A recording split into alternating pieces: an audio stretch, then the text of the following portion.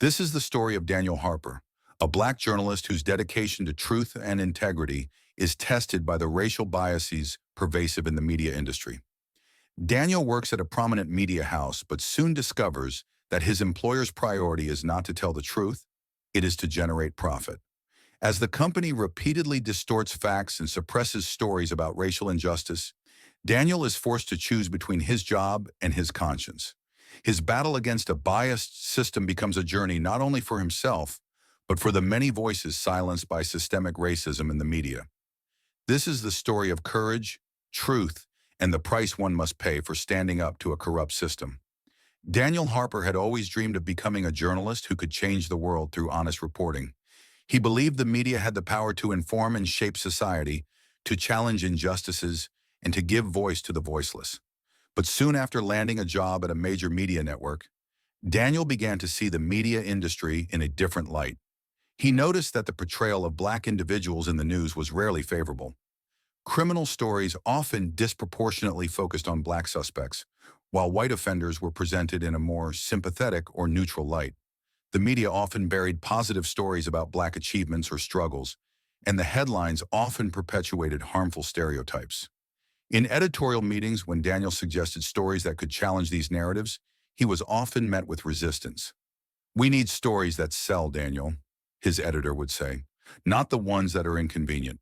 The public doesn't want to hear about black success. They want drama. Give them drama." This was a turning point for Daniel. His conscience began to clash with his professional responsibilities. He realized that his employer was more invested in sensationalism than in presenting a fair and balanced portrayal of the world. But the pressure to conform was immense. He needed the job. He couldn't afford to make waves. One day, Daniel was assigned to cover a story that hit too close to home, a case of police brutality involving an innocent black teenager. The details were horrifying. An unarmed teenager had been violently subdued by officers for no reason other than his skin color. Daniel's heart ached for the boy, whose image he couldn't shake from his mind. But when he approached his editor with the story, he was met with the same indifference. "This isn't the story we want to run," his editor said flatly. "It's not going to sell. Find another angle. Something positive about the police, maybe." Daniel was stunned. He could feel his chest tighten as his editor continued to push him to distort the truth. He had seen enough. This wasn't the first time he had encountered such pressure, but this time it felt different. He had witnessed the boy's pain, seen his family's devastation, and felt the weight of the story pressing on his shoulders. It wasn't just a story anymore. It was personal. That night, Daniel sat alone in his apartment, contemplating his next move. He always prided himself on telling the truth and speaking out for justice. But now his integrity was being tested. He could remain silent, keep his job, and continue to play the role of the obedient reporter. Or he could risk everything to expose the systemic bias he had come to understand. As Daniel stood before the window of his apartment, the glow of the city lights seemed distant, almost irrelevant.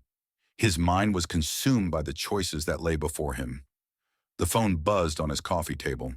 Another message from his editor. "Forget about the police brutality story. It's not worth the risk." He stared at the message for what felt like an eternity, his hand trembling. He couldn't shake the image on the teenager's face, the helplessness in his eyes. It was a story that demanded to be told. Yet here he was, standing at the crossroads of fear and integrity. The doorbell rang, interrupting his thoughts. It was his mother, standing in the doorway, with her usual calm presence. She had seen the changes in him, the exhaustion, the doubt, the internal battle he was fighting. "Daniel," she said, walking into the room, "what's going on?" He didn't answer right away, instead looking out at the city streets below, feeling disconnected from the world that once felt like home. "I don't know if I can do this, Mom," he admitted. "What if everything I've worked for is destroyed because I decide to tell the truth? What if I lose everything? What if I'm just one voice shouting in the dark?" His mother walked over to him and placed a gentle hand on his shoulder. "Son, one voice can change the world, and you don't have to do it alone. We've raised you to stand up for what's right, even when it's hard. You're not alone in this." Her words hit him like a wave. He had always admired his mother's strength and her unwavering belief in justice. In that moment, he realized she was right. The truth needed to be told, and it needed to be told now, regardless of the consequences. With a deep breath, Daniel made up his mind. I can't let this go. I won't. His mother smiled, her pride shining through. I knew you wouldn't. You're stronger than you think. Daniel's decision was made. He would no longer turn a blind eye to the systemic racial bias that ran rampant in the media.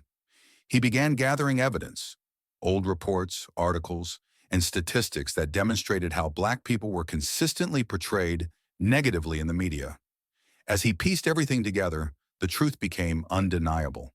The media wasn't just reporting the news, it was shaping a narrative that served only to further entrench racial stereotypes. He began reaching out to victims of media misrepresentation, activists, and community leaders who had been silenced by the mainstream narrative. They shared their stories with him, and he documented their pain, their struggle, and their resilience. But this wasn't easy. Daniel faced constant threats from anonymous sources, his colleagues distancing themselves from him, and subtle warnings from his superiors. He knew the consequences of going public with his findings. His career, his reputation, and even his safety were at risk. Still, Daniel pressed on. He could no longer remain complicit. His heart was set on exposing the truth, no matter what the cost. The night before Daniel was set to release his report, he sat in his apartment, surrounded by pages of research and interviews. His mind raced. On the phone, his editor said, "If you publish this, your career is over." The words stung, and for a moment, Daniel wondered if he was making a mistake. His career, the life he had worked so hard to build, could be shattered in an instant. He could lose everything. In a moment of uncertainty, he reached for his phone and dialed his mother. Her voice, as soothing as always, calmed his nerves. "What's on your mind, Daniel?" "Mom," Daniel said, his voice cracking. "What if this is the end? What if everything I've worked for is gone because I chose to stand up for what's right?" There was a pause, then his mother's voice broke through with unwavering strength. "Daniel, doing the right thing doesn't always come easy, but it's always worth it. You have a platform and you have a voice. Don't let fear take that from you." With renewed conviction, Daniel clicked the publish button. As soon as the report went live, the weight of the decision hit him. His heart raced, and for a brief moment, he questioned everything. But then, as he read the reactions pouring in, comments, shares, and messages of support, he knew he had done the right thing. The moment Daniel's report went viral, everything changed. The media storm was immediate. The public rallied around his findings, calling for accountability from the institutions that had allowed racial bias to persist unchecked.